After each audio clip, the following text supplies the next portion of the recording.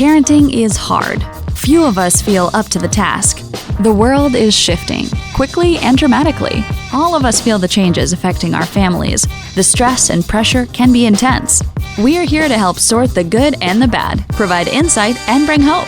Welcome to Brilliantly Brave Parenting. We're so glad you stopped by. Hi, and welcome to Brilliantly Brave Parenting. I am your co-host, Pastor Brad Mathias. I'm here in the studio with Robert Beeson. Yes, you are, Pastor Brad. Can you give us your Robert Beeson cool voice? Yeah, I'm Robert Beeson.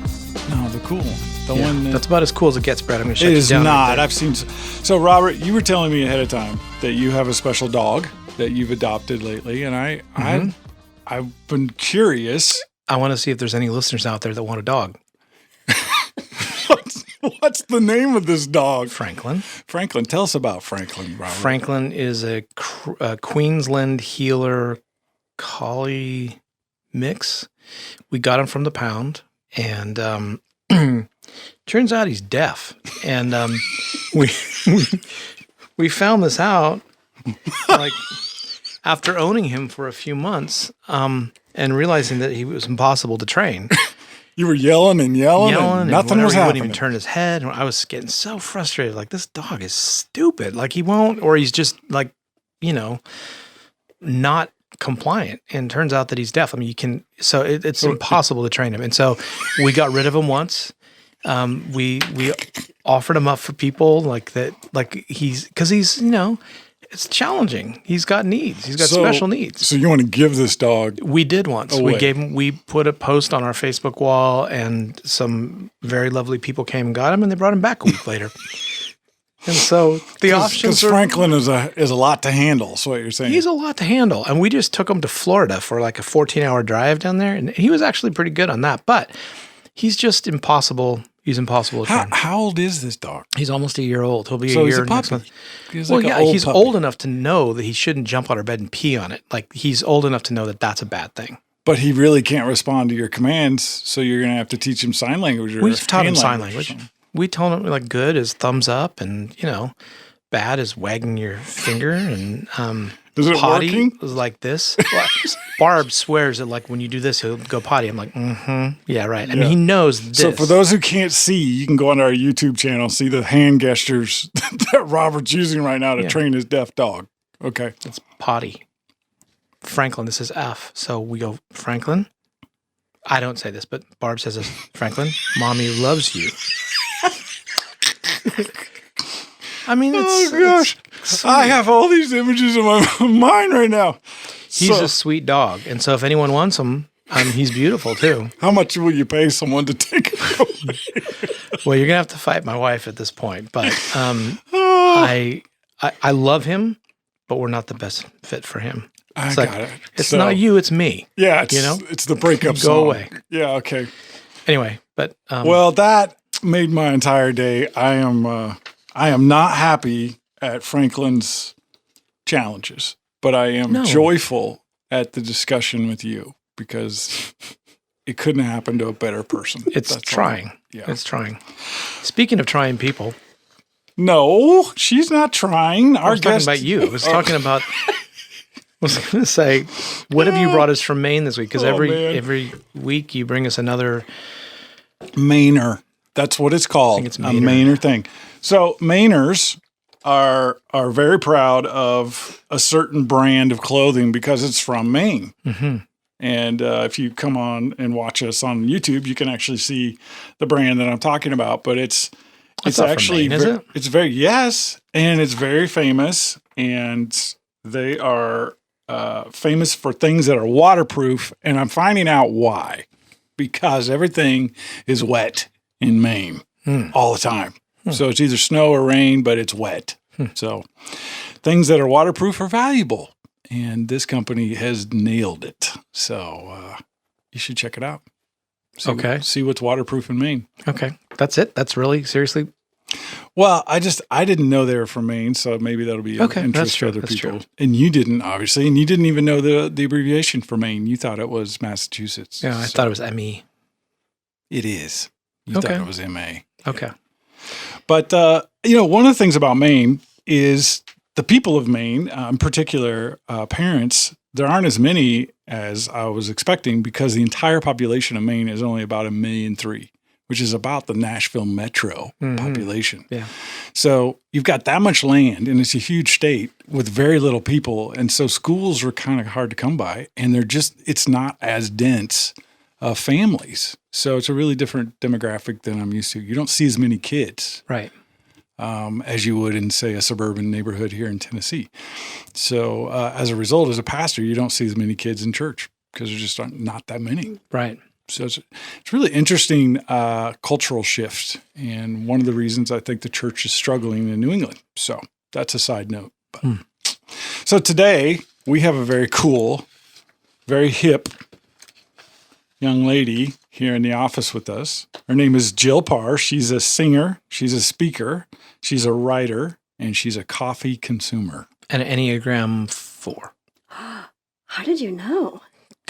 My We've had that Greenberg's party. discussion. Yeah. I was thinking, as a 4, I was sitting here thinking, am I that different? No, I wouldn't. Yeah. But Then I remembered the conversation and context. Yeah. Welcome to our crazy podcast. Thank you. Thank you for having me. Jill Parr. Yeah. She's in the studio. She has flaming red hair. Yeah. And she is a passionate, deeply feeling woman who has done a lot of stuff in the last 20 years that I've known you. And Has it been 20 years? yeah, I mean, we're getting up there. I'm a grandfather. You're a grandmother. Yeah. He's a yeah, we're in the gray now. We're in the grand stage of life. Yeah. So as I'm thinking about it, I know that a few years ago you started working with your husband, Brian Hardin of the Daily Audio Bible, to develop a ministry specifically for ladies. Tell us about that. Well, I think it actually goes a little bit past that. So as a singer, and then before Brian started the Daily Audio Bible, who, Brian's like, you guys are best buds. Yep. It's funny you say his name in that context. I'm like, come on, Brad. But yeah, as we toured, I was really paying attention to women that would come up and talk to me afterwards. And that was really, that I would feel like God would highlight some things when women would say them because I've never forgotten them. Like I can remember where I was. I can remember the tears and the hugs and women apologizing for crying on my shoulder to a complete stranger. And you don't forget those things. So I just started taking notes, but that happened when I was singing. And so I never anticipated going into women's ministry. I mean, honestly, like, if I'm just being completely honest, those two words would make me gag thinking about them growing up. Because for me, women's ministry was like women with purple hair that sang like, ah! It just was never anything that I wanted to be a part of. And then ironically, this is where we land. But yeah, so things were happening when I was on tour and just started paying attention. And then the Daily Audio Bible really changed everything about life, where we came off of the road. And my husband and I had this complete shift of personalities where he was my road dog. He was like the guy pushing the buttons and then jumping on the piano and then going to the guitar and then selling the merch in the back. Producing your records. Producing records, yeah. But he was completely behind the scenes, just fine pushing buttons. And then we completely switch where he is the guy up front, which, and he never wanted to do that. It's just not his personality at all. And so it was, first of all, it was like a huge paradox shift of like, whoa, what do I do with this? Because I'm the front man. I'm the personality. You're comfortable in that role. Yeah, totally. And then it was like, whoa, where do I fit into this? What do I do? And it was honestly a conversation I had with a friend in Costco in front of the TV section. Very specific spot. I will never forget it because we went to church together for years and I never talked to him in church. But for some reason that day, without hesitation, I ran up to him and I was like, Chance, he's the top session singer in Nashville. So if someone like Katy Perry's coming in to record, they're calling Chance to record on it. The project, and I just asked him, I said, are you still singing? What's going on? He's like, and started speaking now. And he had just gotten back from being flown to some Florida Major League Baseball team for opening day of training to give their motivational speech, to pep them up for season. And I was like, wow, did you ever see yourself doing that? And he was like, no. And he just had this conversation with me where he said, you work your whole life to become this thing, and you pour everything into that identity. And then all of a sudden that starts shifting. And he said he felt himself just really dragging his feet and kicking and screaming in the shift of like, no, I didn't work so hard to become a speaker. Like, I'm a singer. I'm well known for that. And he was like, and then God spoke to my heart and he said, Chance, do you want all that I have for you? Do you want more, or do you want to just be a singer? And at that point, I was really kicking and screaming with the Daily Audio Bible. I thought my husband would read it once, get it out of his system. He thought the people that read it, they would meet in a coffee shop somewhere in the world, and they would talk about it. And so 14 years later, he is still podcasting the Bible fresh every single day.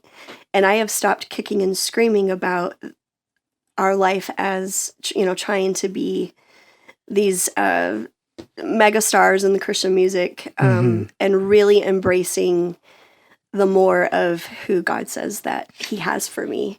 So yeah, that was a really long answer to your question, but yeah, it was a good one. I mean, I think there's always these dynamics in marriage in particular where roles are definitely evolving and changing. No. I think Robert's got, for those who aren't watching online, Robert has the mischievous glint in his eye, so I know trouble's ahead. I do think things are evolving, right? Like, I mean, when the kids are young, like dads are often in sort of support role kind of thing. And then as they get older, a lot of times dads shift into like primary role. Yeah. At least that did in our house, like where mom's ready to kill the teenage daughter and, dad is necessary because he's the mediator suddenly. yeah. And in the early years, dads are often. I don't know what you're talking about. Yeah, right.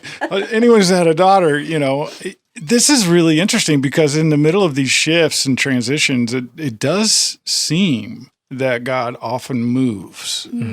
That those are the spaces where the Holy Spirit takes traction in our lives. I agree. I think it's really dangerous when we hold on too tight to things that we think shape our identity, because a lot of times, I mean, those are the things that are preparing us for what God is calling us to. But like we've talked about before, a lot of times we hold on so tight to what we think our calling is, and really it's a part of the process, but a lot of times it's preparation for what He's actually evolving in your life, which is what you're absolutely kind of talking about. Because I know that sitting around this table, none of us here, doctor, music executive, artist, I never would have thought I'm doing what I'm doing right now, right? Right. We hold on so tight to what it is that we think is our profession. Especially in Maine. Yeah, especially Maine. You never know. Yeah.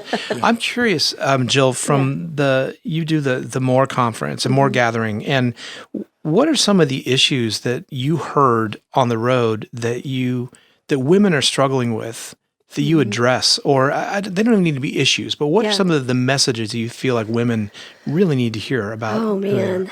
I'll give you the messages, and every message is a major session that we have adapted themes from those years of listening to women. The biggest one is the feeling of being alone. Nobody in the world can understand what you're going through. And I think, is it okay just to go there? Of course, yeah. Okay.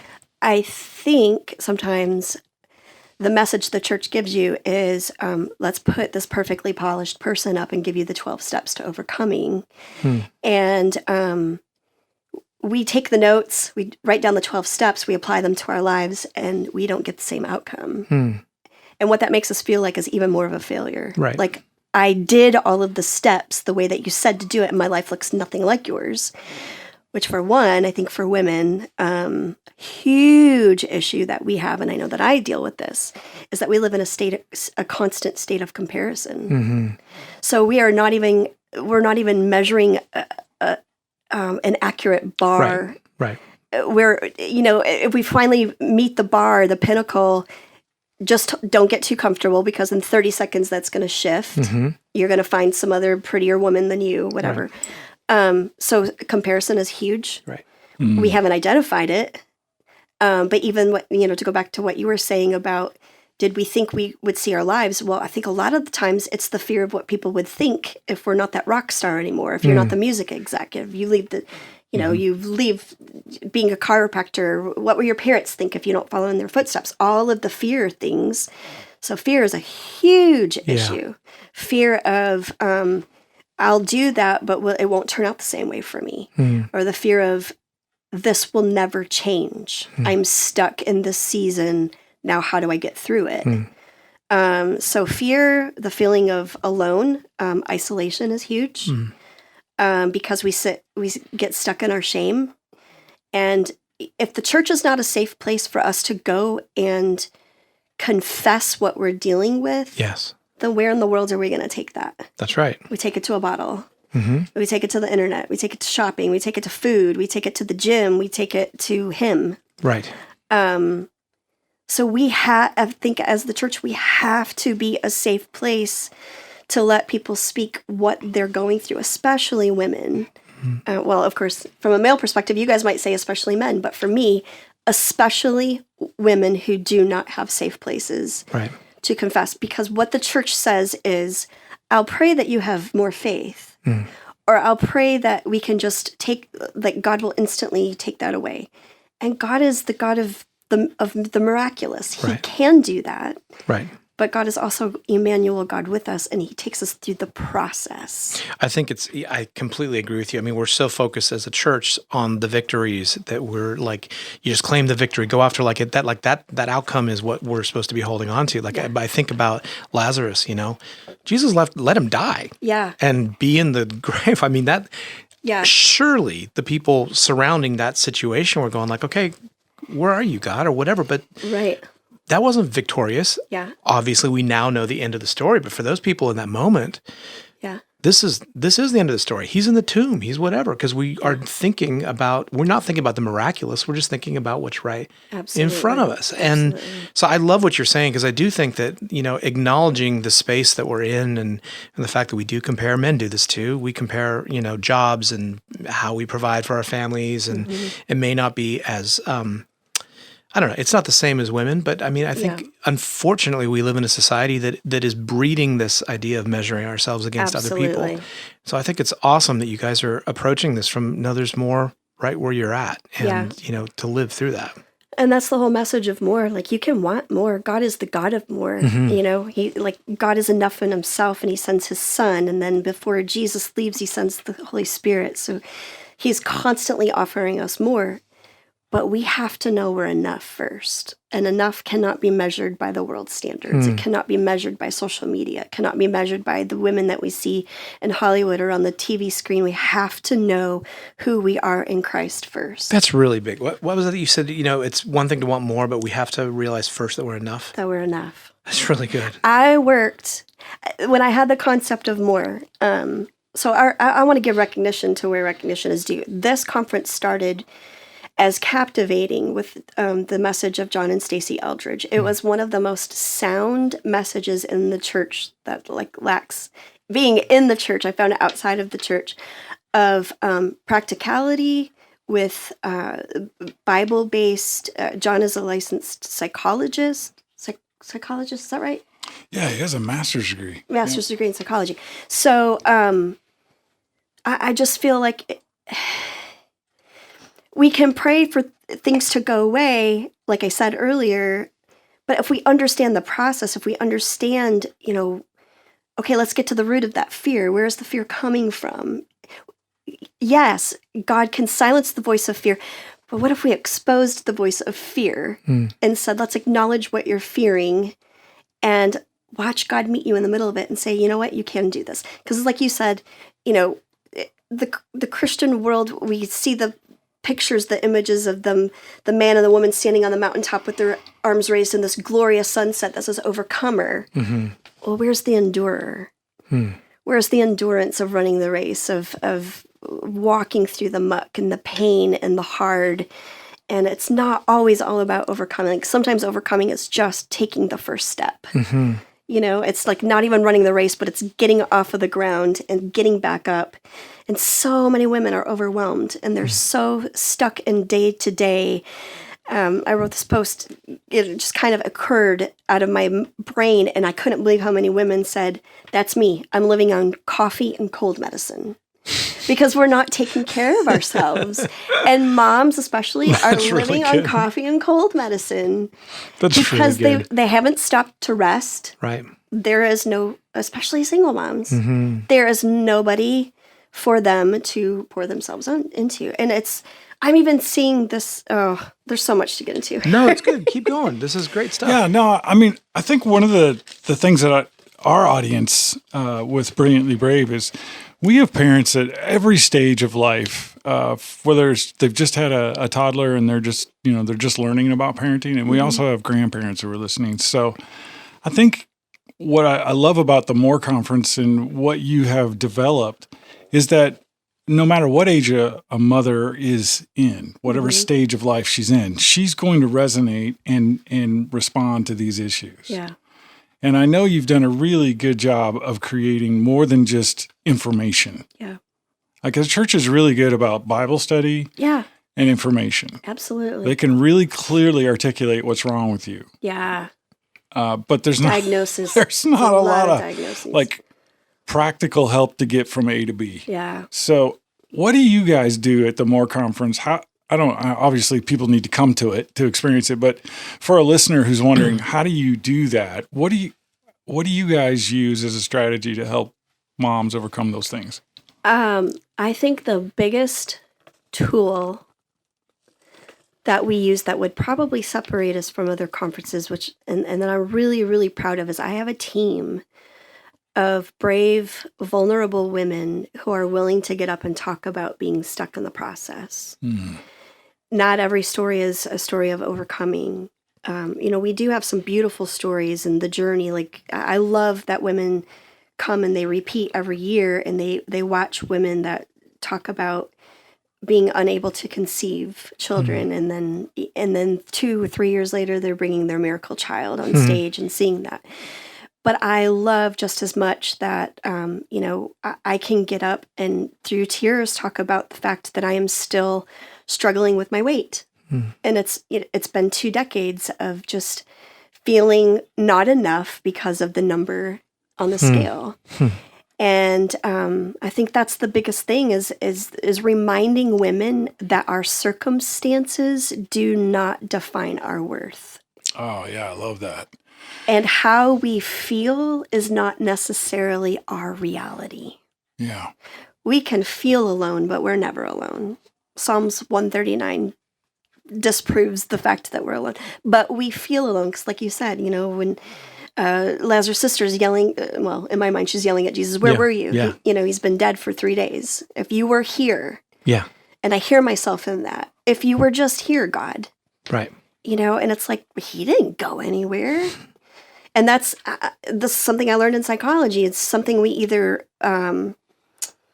what is it? It's run, flight, or fight or flight. Mm-hmm. So when we feel alone, we either fight through it and reach out to friends. I'm sending out an SOS. I'm feeling really alone. Depression's creeping in, feeling anxious. I'm overwhelmed.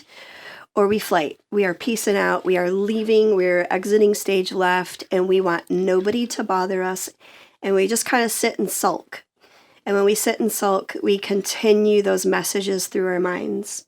And those messages they're lying to us. We are lying to ourselves. We're letting ourselves lie to us. That we are all alone, that nobody cares. And that is the most crucial time when we have to reach forward towards somebody.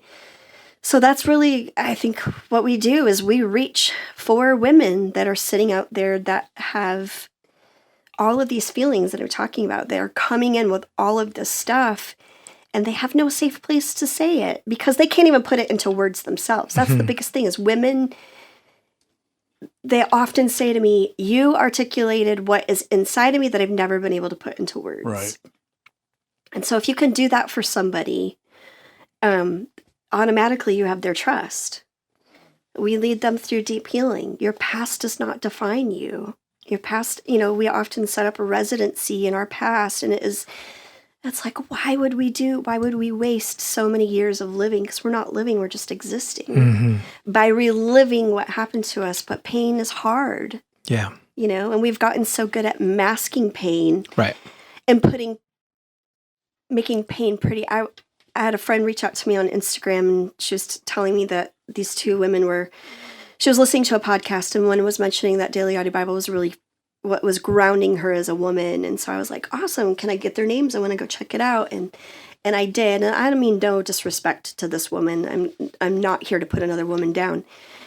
And her story was she was a young widowed mom, and she had remarried a young widowed dad. So they were a blended family of very young children. And she was making a post about her pain and how difficult the season of life is. But she's telling a story of pain through a beautifully filtered, beautiful image of her, very well made up. Her hair was perfect. The lighting was just spectacular. And the filter was just right. The filter was pristine. And I looked at her picture and I said, I don't believe you. I don't believe that you're... It's hard for me to see something real and authentic when you have made pain pretty. My pain is not pretty. It is ugly. And it is hard. And I think women are lacking authenticity. Yeah. And as I'm listening to you explain that, I think what I heard you say is that the More Conference offers a safe place where authentic, honest conversations can occur about what's really inside. Absolutely. Okay. There's no judgment. There's no shame.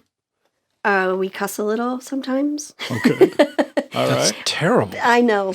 But sometimes, as my husband says, sometimes life is rated R. It's not PG-13 and it's not even PG. So, and I think sometimes that's refreshing for a woman to have a safe place to, you get the emails of a lot of judgment and shame, but they don't bother me anymore. Yeah. And as Robert and I have worked over the last decade, which is hard to believe, but 10 years we've been working with iShine Ministries and different facets of identity development in young women and men.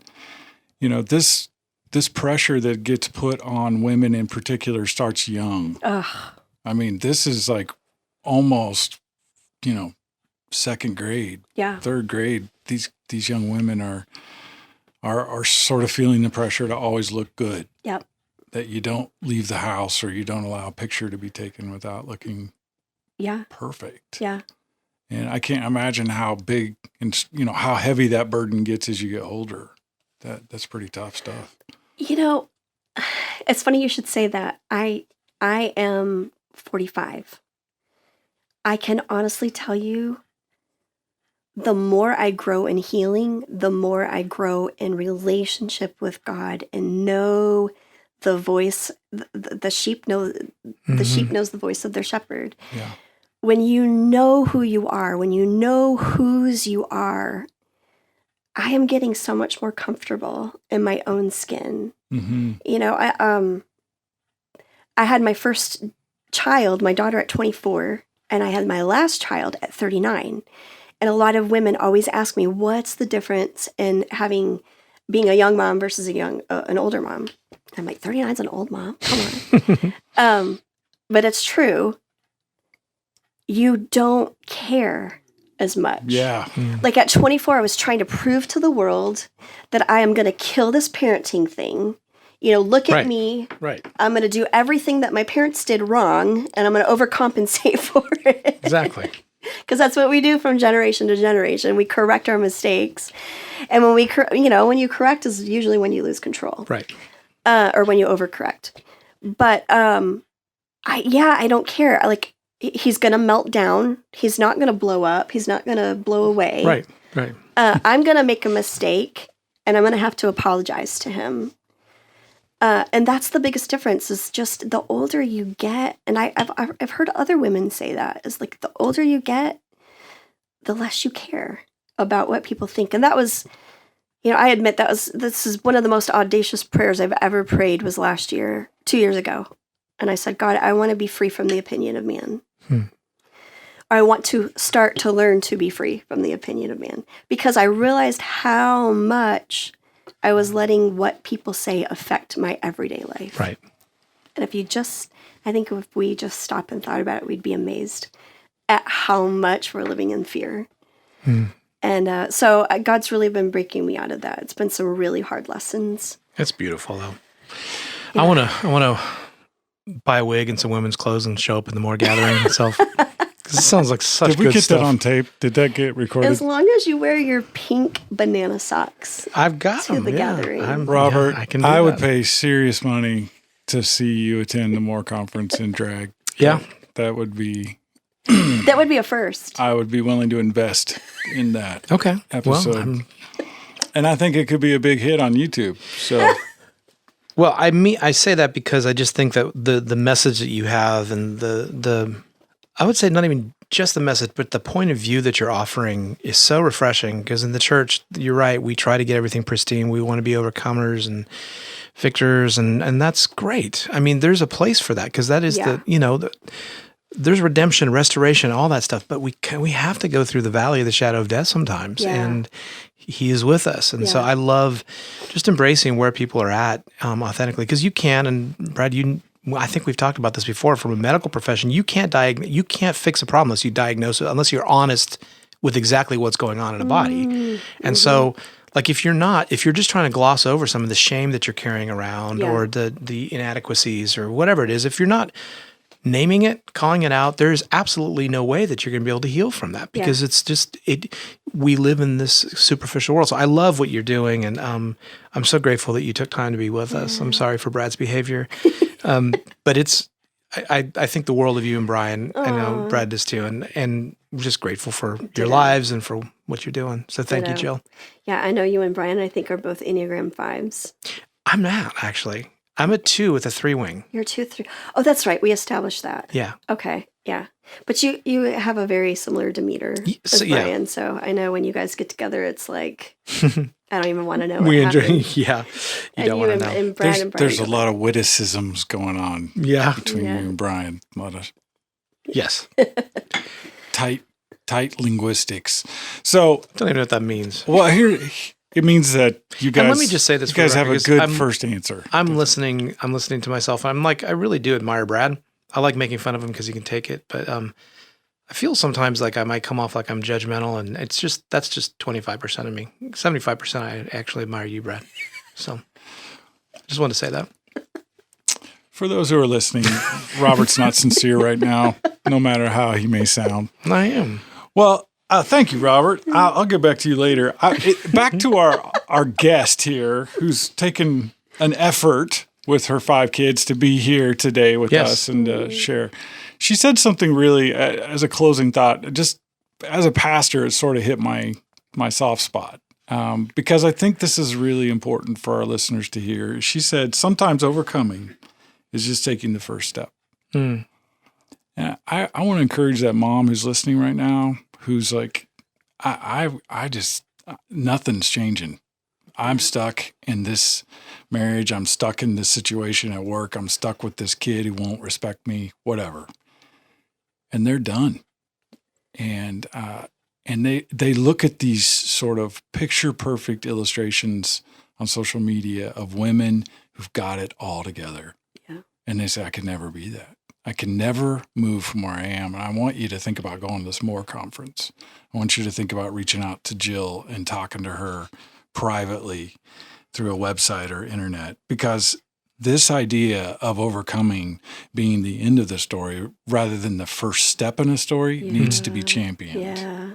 Like, we need to celebrate people who are willing to step out and change something. The courage it takes to take because the first we step. think if we don't change it all, we failed. Yeah. And that's BS. That's just not the truth. And so I want to empower people who are listening that are done, and I mean fried, on all aspects of their life, that there's hope. There are people who understand where you're at, and there are people who've been there and have gotten through that. You're not alone. Yeah. So, Jill, in closing, how would somebody reach you? How would they get a hold of you? Oh, man. Okay, so I should say this is the last year at Jasper, Georgia, that we are doing the More Gathering. So the future of More is uncertain at this time. Okay. But I'm actually so excited about the possibilities. I feel like I can just dream wide open with God. But I don't want to discourage any woman to go, oh, I missed a chance to not be able to come. I love to connect with women so that obviously they can do that through all the social media channels. I don't know. Do you want me to give those out? Or Yeah, please. Yeah. So on Facebook, I'm Jill Parr. There is a More Gathering Facebook page. Daily Audio Bible Women's Ministry is really at this point nothing more than a Facebook page, but I do offer daily encouragement for women on all of the topics that I talked about, just digging deep and feeling deeply and really kind of talking about things that other people aren't. So that's daily encouragement. Just, you can go there. My email is jillhardin@me.com. I would love to encourage any woman, and I'm excited about what's next. I have prayed and asked God to show me, and I am so excited that I'm going to be getting trained in trauma therapy and addiction, so that I can understand women in a whole new way. So I think that might be a little bit about the future of where I'm headed personally.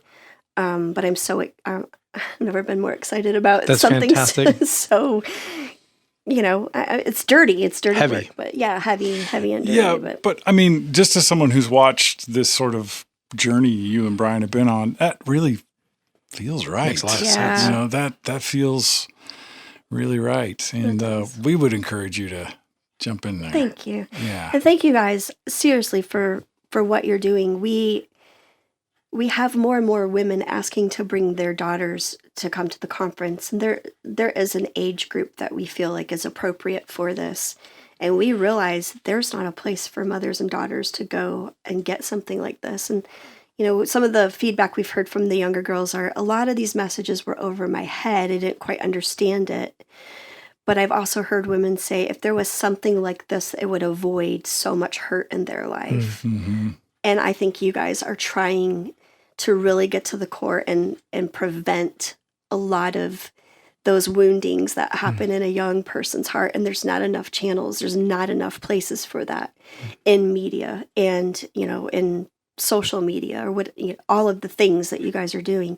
So I really commend you. I love a big dreamer, and I love to see where God started you with this, Robert, and where you're headed now. And obviously where you're headed, Brad. I mean, our paths are so interwoven personally. So I'm trying to scope out and pretend like I don't know you that well.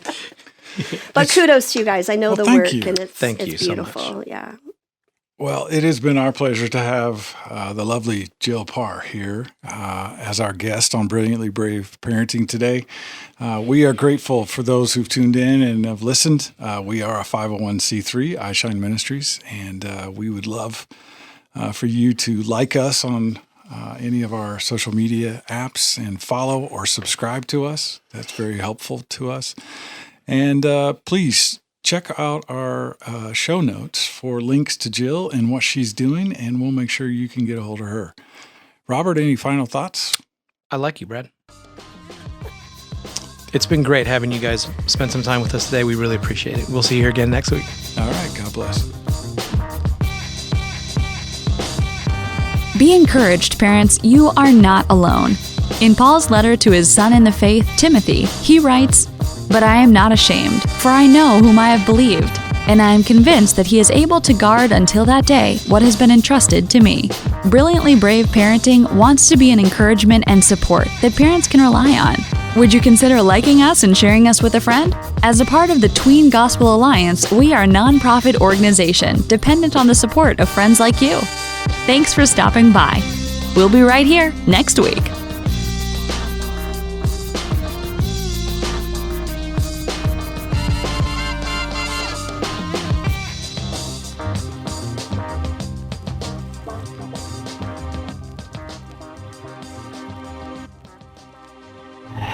Brad, you know I'm a foodie, right? Absolutely. Okay, I want to tell you about this awesome coffee experience. It's called CJ's Coffee Culture and Community. It is a faith-run coffee culture. And the thing that's really cool about this is that they roast their own beans, they have delicious coffees, and they have 2 brick and mortar, so 2 coffee bars, as well as a virtual location at cjscoffeecafe.com. Here's the cool thing. They ship their beans, they ship their coffee anywhere in the world, so you don't just have to be in Texas to enjoy it. CJ's Coffee Culture and Community. Awesome. Hey, Robert, we've got some new stuff in the web store. Tell me about it, Brad. It's our very own swag. Really? Absolutely. Brilliantly Brave now has its own line of caps, cups, T-shirts, clothing. Yeah, everything, man. We got swag. Dog sweaters? I don't know about the dog sweaters yet, but we can work on it. Okay. So if you're a fan and you've been listening to Brilliantly Brave and you want to share it with your friends, let them know that you're a supporter, hey, come to our website, ishinelive.com, and find out more.